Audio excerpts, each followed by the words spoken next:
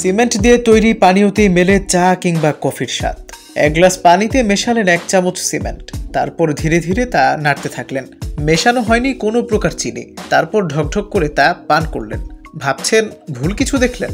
না, সবটাই সত্যি।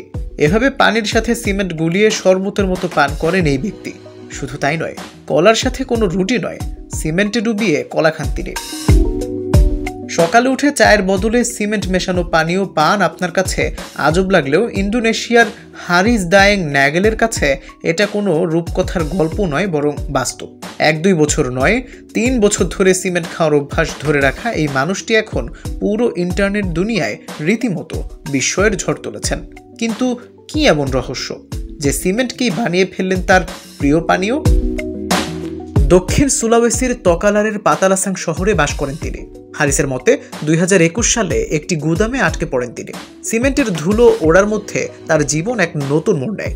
সিমেন্টের ধুলো শ্বাসের সঙ্গে মিশে যাওয়ার পর তিনি প্রার্থনা করেন যেন সিমেন্টের সঙ্গে এক হতে পারেন। এরপরই তিনি সিমেন্ট আর পানি মিশিয়ে খাওয়া শুরু করেন এবং তিনি লক্ষ্য করেন এতে কোনো পার্শ্ব প্রতিক্রিয়া নেই। তাই পানিতে সিমেন্ট মিশিয়ে ঠিক যেন কফির মতো খেয়ে ফেলেন তিনি। আর এই অভ্যাসে তার কোনো ব্যথা বা অস্বস্তি হয় না বলেও জানিয়েছেন তিনি। তবে সোশ্যাল মিডিয়াতে হ্যারিসের এই অদ্ভুত অভ্যাসটি নিয়ে কৌতূহল আর বিস্ময় জাগিয়ে তোলে। অনেকেই প্রশ্ন করেন কেন তিনি এমন করছেন। হ্যারিসের দাবি এটা তার নিজস্ব পদ্ধতি আর এতে তার কোনো ক্ষতি হয়নি। তবে বিশেষজ্ঞরা বলছেন এটি খুবই অস্বাভাবিক এবং অস্বাস্থ্যকর।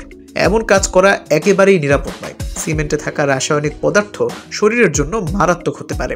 তাই হ্যারিসের এই অদ্ভুত অভ্যাস দেখে কোনোভাবেই অনুপ্রাণিত হওয়া উচিত নয়।